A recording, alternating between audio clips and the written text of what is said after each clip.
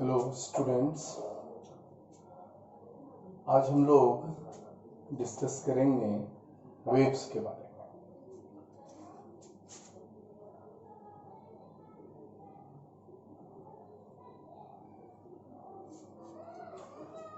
में। वेव्स क्या है और ये कैसे प्रोपगेट करता है, तो इसको पहले हम लोग थोड़ा सा विजुअलाइज करने की कोशिश करते हैं। मान लो एक लंबा स्ट्रिंग ले लिया और उसके एक एंड को फिक्स कर दिया और दूसरे एंड को प्लग करते हैं।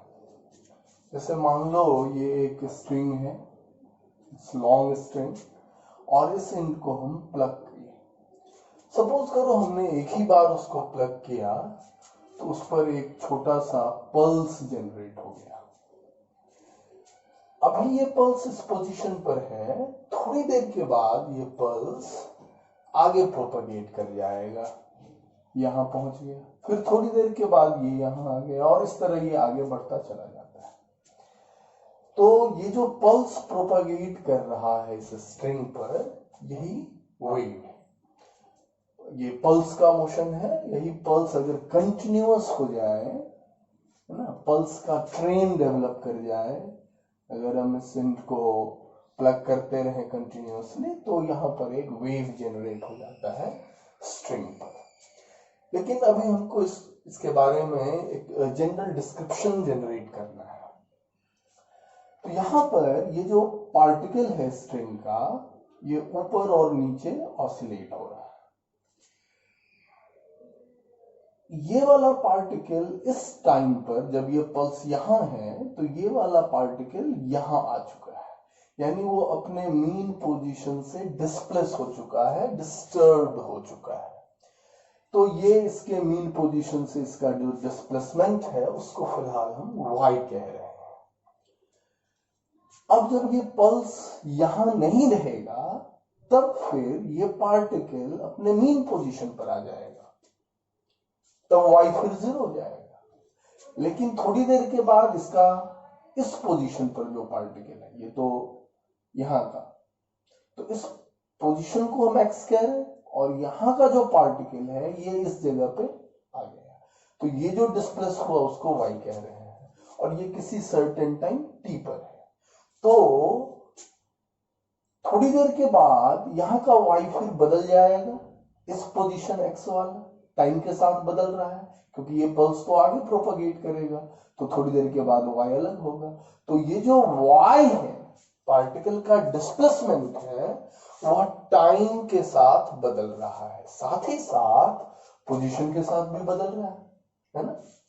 तो वेव जब प्रोपगेट करता है या पल्स जब प्रोपगेट करता है, तो उसमें एक कोई फिजिकल क्वांटिटी है इन्वॉल्व, जो बदलता है पोजीशन और टाइम के साथ, स्पेस और टाइम के साथ। उसी को हम लोग डिस्टरबेंस कह रहे हैं, है ना। तो एक डिस्टरबेंस प्रोपगेट किया स्पेस और टाइम के साथ, और उस डिस्टरबेंस को कैरेक्टराइज करते हैं किसी फिजिकल क्वांटिटी के साथ, जो कि यहां पर हम लोग displacement of particle of string कह रहे हैं। तो वो जो डिस्टरबेंस प्रोपगेट करता है स्पेस और टाइम के साथ, तो वह अपने साथ एनर्जी और मोमेंटम को भी कैरी करता है। जब ये ऑसिलेट करेगा तो इसके पास certain kind of energy involve हो जाएगा। जैसे हम स्ट्रिंग की बात करें तो यहाँ पर काइनेटिक एनर्जी और पोटेंशियल एनर्जी इन्वॉल्व हो जाता है, और साथ ही साथ मोशन है तो वहां पर एक मोमेंटम भी कैरी कर रहा है। और ये पल्स जिस स्पीड के साथ प्रोपगेट करता है उसे हम पल्स स्पीड या पल्स वेलोसिटी कहें। वेव ट्रेन के केस में जो है इसे हम लोग वेव वेलोसिटी कहेंगे। तो यहां पर हम लोग एक बात कह सकते हैं वेव के बारे में, क्या कि वेव क्या है, ये एक डिस्टरबेंस है, इट इज अ डिस्टरबेंस। और इस डिस्टरबेंस को क्रिएट किया, किसने क्रिएट किया है, created by a source. which propagates in space with time and transports energy and momentum without transporting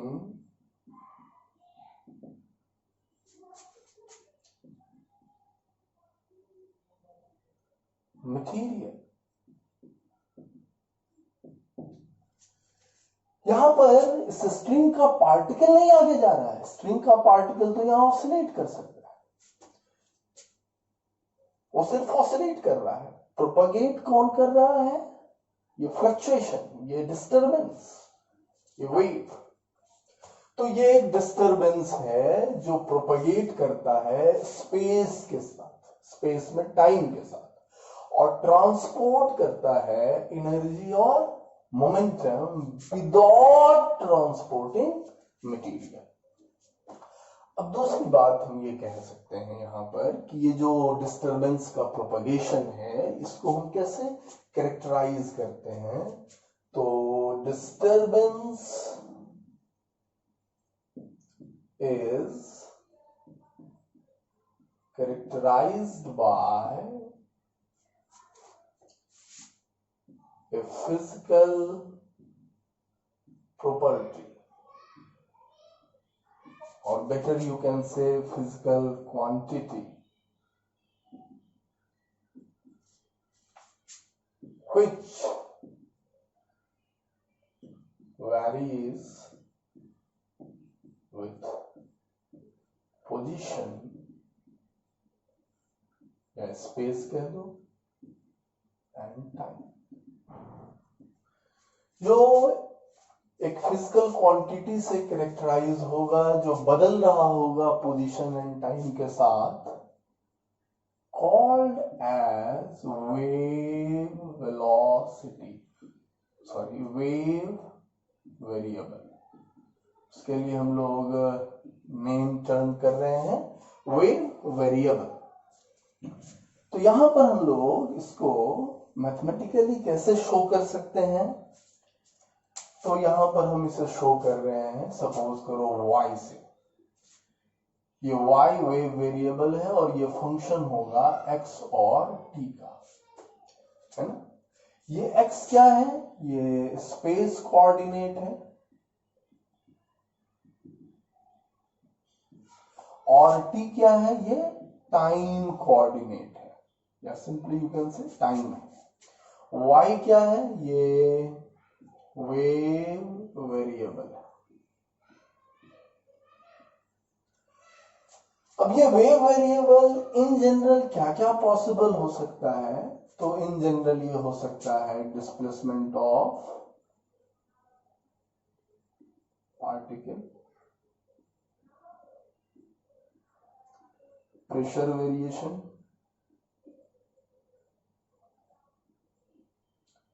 density variation,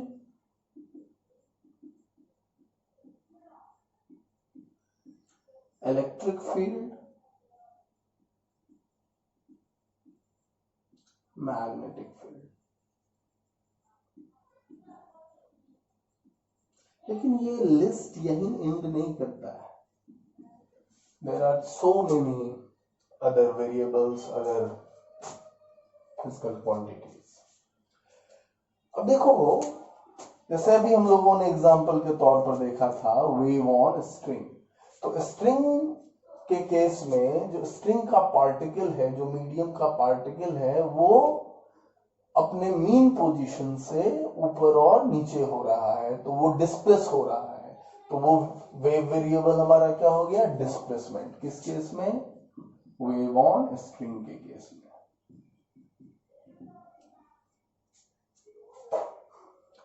और साउंड वेव के केस में क्या होगा? तो साउंड वेव में तुम तुम जानते होगे, हाई स्कूल फिजिक्स में पढ़ा है साउंड वेव। तो उसमें वेव कैसे प्रोपगेट करता है, कंप्रेशन एंड रेयरफैक्शन के फॉर्म में। तो ड्यूरिंग कंप्रेशन एंड रेयरफैक्शन क्या हो रहा होगा, मीडियम का पार्टिकल, एयर का पार्टिकल ऑसिलेट कर रहा होगा अपने मीन पोजीशन से। तो मीन पोजीशन से वो डिस्प्लेस हो रहा है ना। तो साउंड केस में भी डिस्प्लेसमेंट ऑफ द पार्टिकल हो सकता है। और जब कंप्रेशन होगा तो जो एवरेज प्रेशर है एयर का उससे ज्यादा हो जाएगा, और जब रेयरफैक्शन होगा तो उससे कम हो जाएगा। यानी वहां पर मीन वैल्यू जो होगा प्रेशर का उससे ज्यादा और उससे कम होगा, मतलब प्रेशर का वेरिएशन होगा। और जब कंप्रेशन होगा तो प्रेशर बढ़ेगा, साथ ही साथ डेंसिटी भी बढ़ता है। तो डेंसिटी भी कम और ज्यादा हो रहा है अपने मीन वैल्यू से। तो in case of sound wave ये तीनों पॉसिबिलिटी है। यानी साउंड वेव में हम लोग वेव वेरिएबल के तौर पर डिस्प्लेसमेंट ले सकते हैं, प्रेशर का वेरिएशन ले सकते हैं और डेंसिटी का वेरिएशन ले सकते हैं। तो यहां पर हो गया साउंड वेव। और इलेक्ट्रोमैग्नेटिक वेव के केस में क्या हो जाएगा कि तुम जानते होगे कि यह इलेक्ट्रिक फील्ड और मैग्नेटिक फील्ड के ऑसिलेशन से जनरेट होता है। तो वहां पर इलेक्ट्रिक फील्ड और मैग्नेटिक फील्ड ऑसिलेट कर रहा होगा, उसके मैग्नीट्यूड और डायरेक्शन चेंज कर रहे होंगे, जिस वजह से इलेक्ट्रोमैग्नेटिक वेव जनरेट होता है। तो इसका एग्जांपल हो गया इलेक्ट्रोमैग्नेटिक वेव। तो ये एक जनरल कंडीशन है कि वेव होने के लिए एक फिजिकल क्वांटिटी होना चाहिए जिसे हम लोग वेव वेरिएबल कहते हैं, which should varies with position and time, space and time। अभी हमने स्पेस का एक ही कोऑर्डिनेट इस्तेमाल किया है, तो ये वन डायमेंशनल वेव को रिप्रेजेंट करेगा। लेकिन सिर्फ इतना कह देने से वेव नहीं हो सकता है। जिस तरह से हम लोग बात करते थे एसएचएम के केस में, कि एसएचएम के केस में पार्टिकल का जो या बॉडी जो ऑसिलेट करता है उसका जो डिस्प्लेसमेंट होता है, सपोज करो एक्स हमने लिखा, तो वो एक्स क्या होता था, फंक्शन ऑफ टाइम होता था। लेकिन हर फंक्शन ऑफ टाइम जो होगा पोजीशन, वो एसएचएम को रिप्रेजेंट नहीं करेगा। तो उसके लिए एक मैथमेटिकल कंडीशन होता था जो तुम्हें याद होगा, ये क्या था, d2x dt square and it is proportional to negative of x। तो ये जो मैथमेटिकल कंडीशन है ये क्या चीज रिप्रेजेंट करता है, एसएचएम को रिप्रेजेंट करता है। यानी वह पीरियोडिक फंक्शन जो इस कंडीशन को फुलफिल करे, है ना, उसे हम एसएचएम कह सकते हैं। उसी तरह से वेव के लिए भी एक मैथमेटिकल कंडीशन हम लोगों को देना होगा। Now we discuss mathematical condition।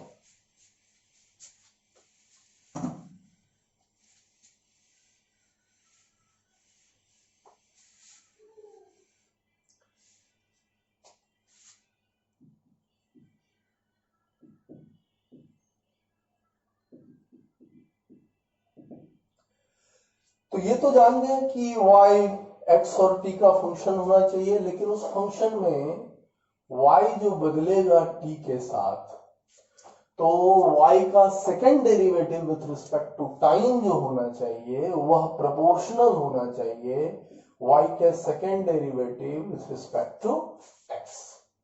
और ये प्रोपोर्शनलिटी कांस्टेंट निश्चित तौर पर पॉजिटिव होना चाहिए, है ना, तभी वो एक वेव को सेटिस्फाई करेगा। और इस बात को एम्फसाइज करने के लिए कि इसका कांस्टेंट ऑफ प्रोपोर्शनलिटी पॉजिटिव है, here we use square term. और ये रिप्रेजेंट कर रहा है, ये क्या है, ये एक second order linear differential equation है ना। और ये second order linear differential equation represent कर रहा है एक लीनियर वेव को। और चूंकि यहां पर जो वेव वेरिएबल y है वो स्पेस के एक ही कोऑर्डिनेट में मूव कर रहा है, x में ही केवल मोशन शो कर रहा है, यानी वन डायमेंशन में ही मूव कर रहा है। So this is one dimensional wave. अब इस मैथमेटिकल कंडीशन से हम इसके पॉसिबल सॉल्यूशन की बात करेंगे। अब इसमें यहां v क्या है? मैथमेटिकली ये सिर्फ कांस्टेंट ऑफ प्रोपोर्शनलिटी है, but it has physical significance. और इसका जो फिजिकल सिग्निफिकेंस है वो क्या है कि ये फेज वेलोसिटी है ऑफ वेव, यानी हम लोग कह सकते हैं वेव वेलोसिटी है। इसका जो पॉसिबल सॉल्यूशन होगा वो किस फॉर्म में होगा? तो कहता है कि इसका पॉसिबल सॉल्यूशन है linear combination of x and t। x और t के लीनियर कॉम्बिनेशन के फॉर्म में आएगा ये। इसे हम लोग दो तरीके से लिखते हैं, y as a function of ax plus और minus bt, where a and b are constants। दूसरा जो हम लोग फॉर्म लिखते हैं वो ये कि f1 ax minus bt plus f2 ax plus bt। यहां पर एक ही डायरेक्शन में प्रोपगेशन हो रहा है, एक ही, या तो प्लस है या माइनस है।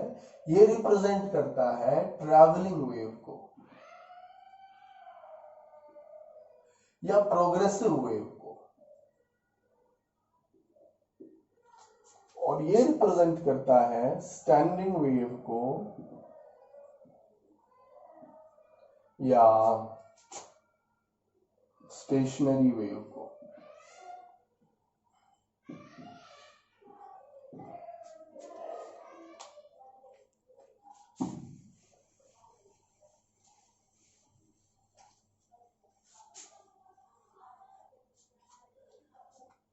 अब हम लोग देखेंगे कि इसके जो ये पॉसिबल सॉल्यूशंस हैं, अब हमें अभी फिलहाल ट्रैवलिंग वेव को ही लेके चलना है, स्टैंडिंग वेव हम लोग बाद में देखते हैं।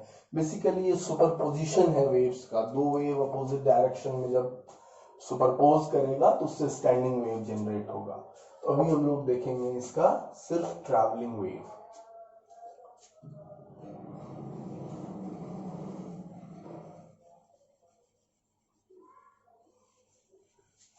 लेकिन उससे पहले हमको इसमें देखना होगा इसका फिजिकल कंडीशन क्या है। वेव होगा, उसका फिजिकल कंडीशन क्या होना चाहिए?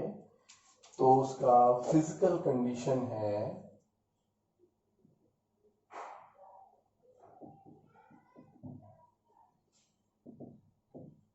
कि y must be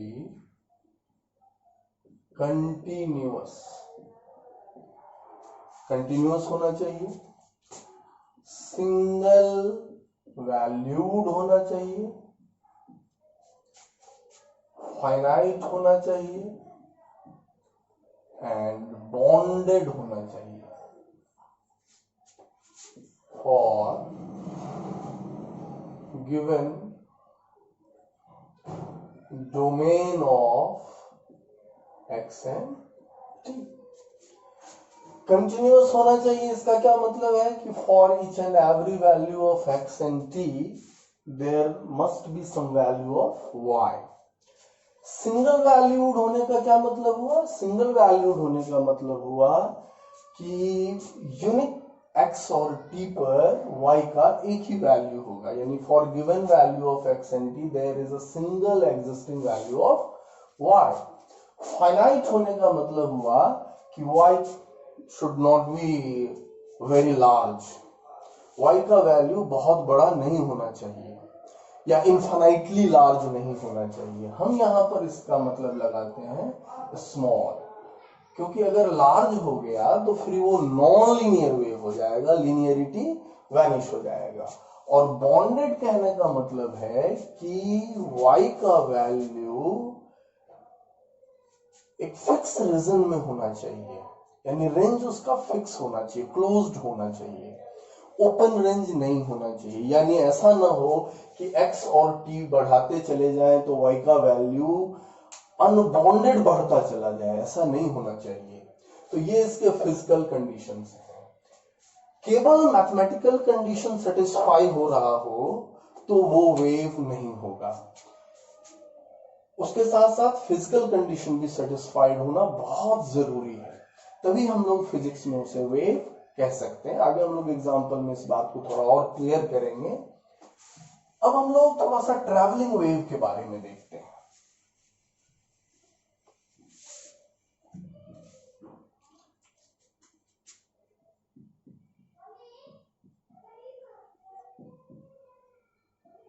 travelling wave को रिप्रेजेंट करने के लिए हम लोगों ने अभी अभी देखा है, ये क्या आया, ए एक्स प्लस या माइनस बी टी फॉर्म में इन जनरल रहेगा, यानी linear combination of x and T होगा।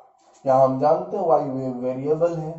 ये क्या रिप्रेजेंट कर रहा है, ये वन डायमेंशनल लीनियर वेव है ना? यहां पर ये जो आर्गुमेंट है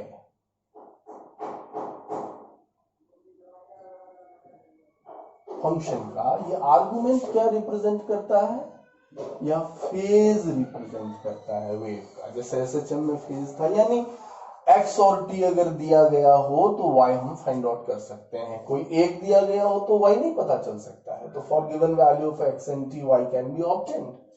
तो ये स्टेटस बताता है, यानी वेव वेरिएबल का स्टेटस बताता है कि वेव वेरिएबल का क्या साइज होगा for the given value of x and T. और ये फेज कांस्टेंट होगा, हालांकि हर कंडीशन में कांस्टेंट नहीं होता है, लेकिन हम लोग जहां तक पढ़ेंगे उसमें कांस्टेंट होगा। कंडीशन क्या है कांस्टेंसी का, कि ये नॉन डिस्पर्सिव मीडियम में, आगे डिस्कस करेंगे सबको थोड़ा बहुत। नॉन डिस्पर्सिव मीडियम, थोड़ा बहुत आइडिया तुमने 9th स्टैंडर्ड में लिया है डिस्पर्शन के बारे में, कि जब जैसे लाइट स्प्लिट कर जाता है 7 कलर्स में तो वो डिस्पर्सन है। तो जिस मीडियम में ऐसा पॉसिबल होता है कि अलग अलग फ्रीक्वेंसी के वेव अलग अलग वेलोसिटी से प्रोपगेट करते हैं, तो वो हो जाता है डिस्पर्सिव मीडियम। और अगर सभी फ्रीक्वेंसी या सभी वेवलेंथ के वेव अगर एक ही वेलोसिटी से मूव करेगा तो वो हो गया नॉन डिस्पर्सिव मीडियम। ये एफ क्या बताएगा, ये तो फंक्शन है ना, तो ये फंक्शन होगी, है ना। तो इस फंक्शन से ये हमें पता चलेगा कि किस फॉर्म का वेव है ना। जैसे अगर ये यहाँ पर ट्रिग्नोमेट्रिक फंक्शन हो गया तो उसमें साइन और कॉस ही पॉसिबल है, तो साइनोसॉइडल वेव हो गया, या अलजेब्राइक फॉर्म हो गया तो अलजेब्राइक पल्स हो गया, या एक्सपोनेंशियल हो गया तो ये एक्सपोनेंशियल पल्स हो जाएगा। यहां पर एक चीज हम लोग जानते हैं कि इसके फेज के कांस्टेंट होने का एक और फायदा होता है। क्या फायदा होता है कि ये जो फॉर्म आएगा y as a function of x जो आएगा, इसे हम लोग कहते हैं wave form, which is decided by the function. ये वेव फॉर्म क्या रहेगा, कांस्टेंट रहेगा, यानी शेप ऑफ वेव नहीं बदलेगा। इसको एच वर्मा साहब ने और रेसनिक हेलिडे ने स्नैपशॉट नाम दिया है। जैसे हम लोग कोई स्टिल फोटोग्राफी करते हैं कैमरा से, तो एक पर्टिकुलर टाइम पर टाइम फ्रीज हो जाता है, तो एक पर्टिकुलर टाइम पर हमें जो पिक्चर मिला वो स्नैपशॉट कहलाया, बट इस technical name is wave form. तो ये वेव फॉर्म जो है इसका वो क्या रहेगा, कांस्टेंट रहेगा। अब ये जो फेज है यहां पर,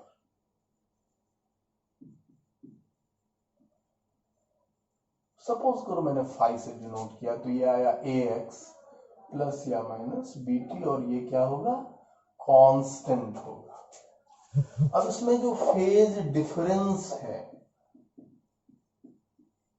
डी फाई, तो ए डी एक्स प्लस या माइनस बी डी टी, ये क्या हो जाएगा, 0 हो जाएगा।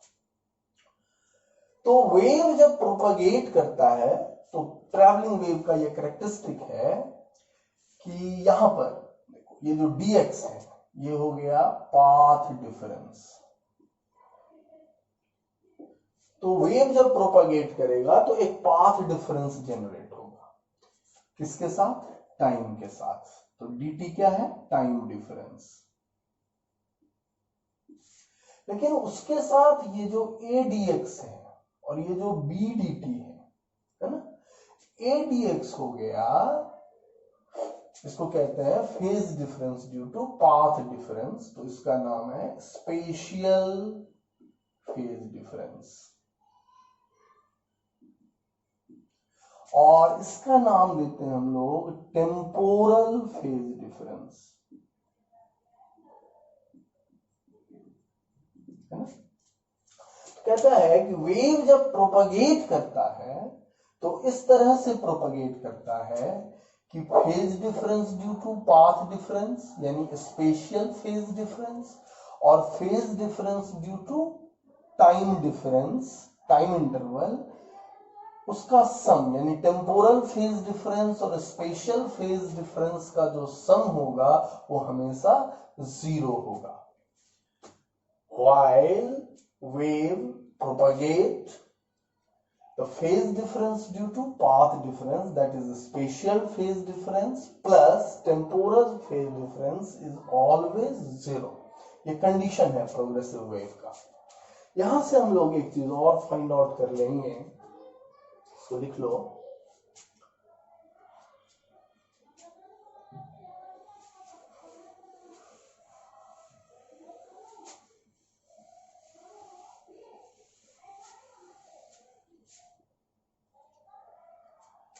कि यहां से हम लोग देख सकते हैं कि ये ADX प्लस और माइनस BDT का सम कितना है, ये इसका वैल्यू 0, और यहां पर ये DX DT क्या देगा, तो यहां पर हम लोग साइन इधर ले जाएं तो ये हो जाएगा प्लस का माइनस, माइनस का प्लस, B/A, और ये देता है वेलोसिटी, जिस वेलोसिटी से वेव प्रोपगेट कर रहा है, तो ये फेज वेलोसिटी दिया है ना।